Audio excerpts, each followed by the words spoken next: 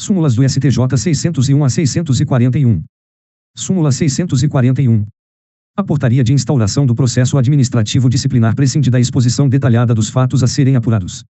Súmula 640. O benefício fiscal que trata do regime especial de reintegração de valores tributários para as empresas exportadoras, reintegra, alcança as operações de venda de mercadorias de origem nacional para a Zona Franca de Manaus, para consumo, industrialização ou reexportação para o estrangeiro. Súmula 639. Não fere o contraditório e o devido processo decisão que, sem ouvida prévia da defesa, determine transferência ou permanência de custodiado em estabelecimento penitenciário federal. Súmula 638. É abusiva a cláusula contratual que restringe a responsabilidade de instituição financeira pelos danos decorrentes de roubo, furto ou extravio de bem entregue em garantia no âmbito de contrato de penhor civil. Súmula 637. O ente público detém legitimidade e interesse para intervir, incidentalmente, na ação possessória entre particulares, podendo deduzir qualquer matéria defensiva, inclusive, se for o caso, o domínio. Súmula 636. A folha de antecedentes criminais é documento suficiente a comprovar os maus antecedentes e a reincidência. Súmula 635.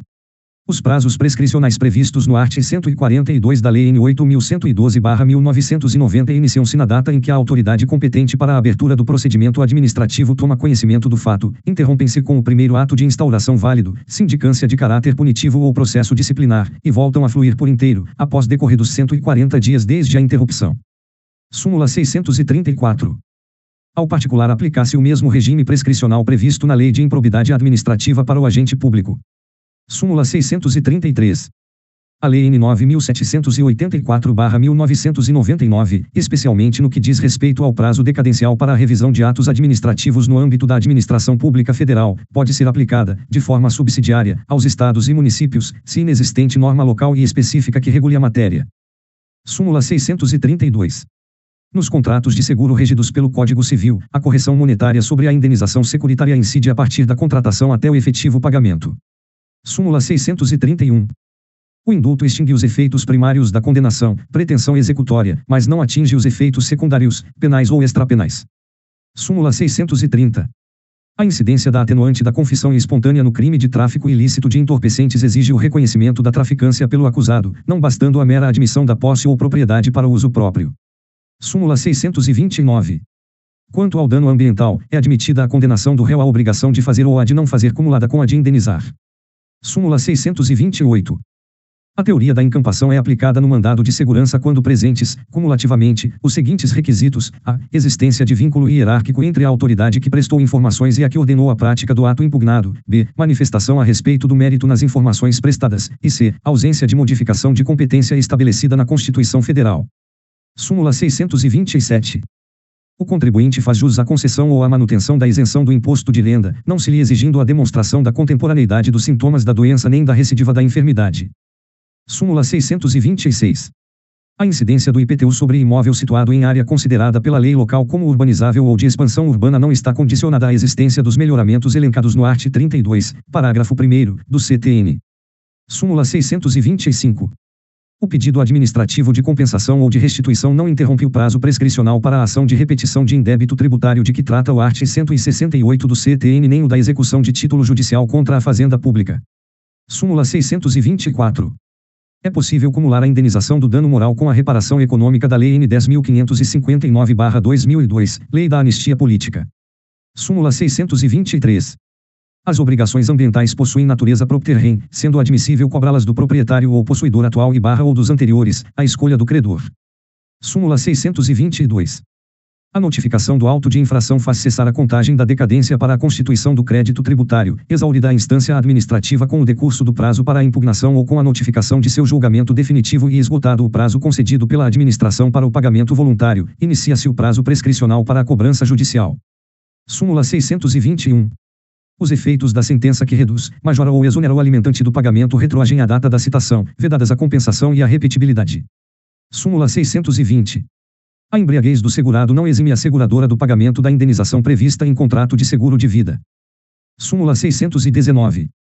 A ocupação indevida de bem público configura mera detenção, de natureza precária, insuscetível de retenção ou indenização por acessões e benfeitorias.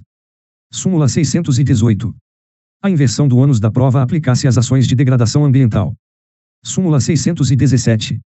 A ausência de suspensão ou revogação do livramento condicional antes do término do período de prova enseja a extinção da punibilidade pelo integral cumprimento da pena. Súmula 616. A indenização securitária é devida quando ausente a comunicação prévia do segurado acerca do atraso no pagamento do prêmio, por constituir requisito essencial para a suspensão ou resolução do contrato de seguro. Súmula 615. Não pode ocorrer ou permanecer a inscrição do município em cadastros restritivos fundada em irregularidades na gestão anterior quando, na gestão sucessora, são tomadas as providências cabíveis à reparação dos danos eventualmente cometidos. Súmula 614.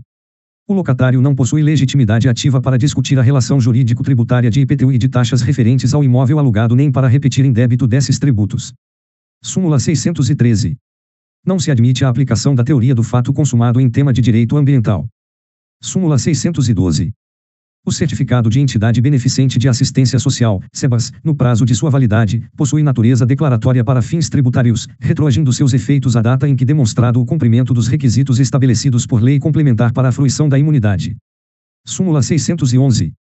Desde que devidamente motivada e com amparo em investigação ou sindicância, é permitida a instauração de processo administrativo disciplinar com base em denúncia anônima, em face do poder-dever de autotutela imposto à administração. Súmula 610. O suicídio não é coberto nos 2 primeiros anos de vigência do contrato de seguro de vida, ressalvado o direito do beneficiário à devolução do montante da reserva técnica formada. Súmula 609.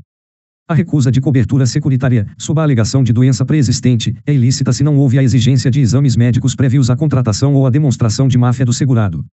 Súmula 608. Aplicar-se o Código de Defesa do Consumidor aos contratos de plano de saúde, salvo os administrados por entidades de autogestão. Súmula 607.